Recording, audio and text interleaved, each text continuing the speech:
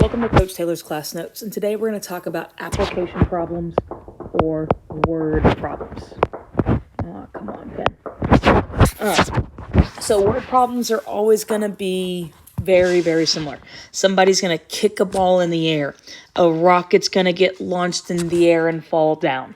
But it's very much about something going up and then coming back down. And so we've got to read our graph or read our parabola to understand what it's talking about. Word problems should always give us an equation. So here, the distance over time equals 36t minus 6t squared.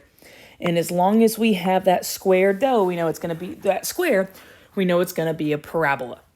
So the problem tells me that d equals distance above the ground.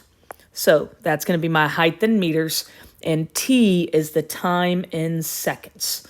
So let's look at how we would answer this. So this first question is wanting to know how high is the ball after 1 second. So I need to go find on my graph where it says seconds, which is my x-axis. I need to find where it says 1, and I'm going to trace it all the way here.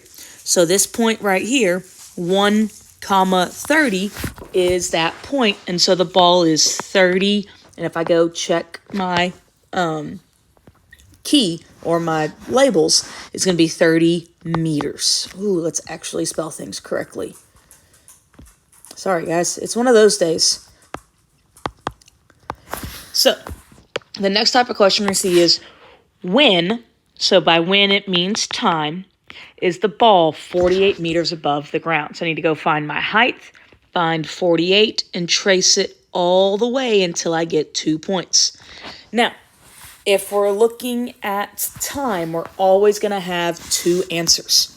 So the ball is 48 meters above the ground, both at 2 seconds, and it's also 48 meters above the ground at 4 seconds. The other types of questions we're going to see is what is the maximum height? Let me fix this one.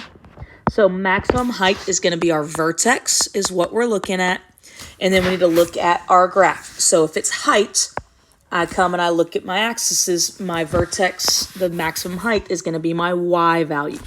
So if you look here, our vertex is 3, 54. So that's going to be 3 seconds and 54 meters. So it's going to be 54 meters.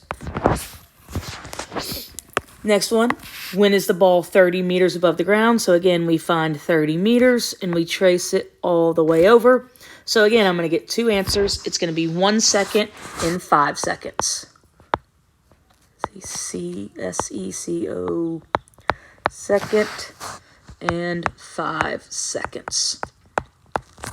All right, the next question is asking when is the ball hit the ground? So we're talking about our zeros. So the ball leaves the ground at 0, 0, but it's going to hit the ground at our opposite 0, which is, and again, when is asking for time, which is 6 seconds, which is our other 0.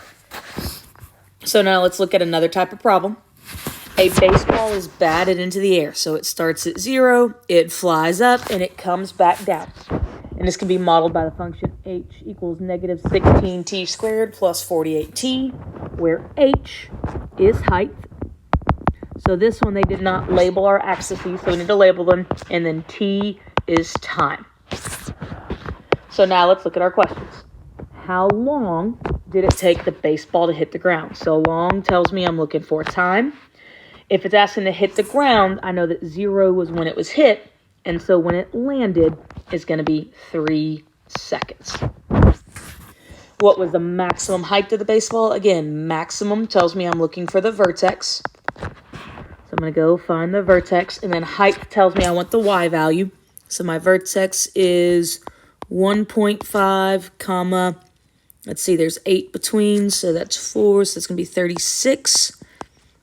So at 1.5 seconds, the ball was 36 feet in the air.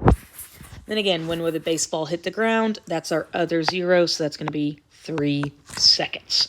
And so this is how we kind of look at, read, and interpret our equations.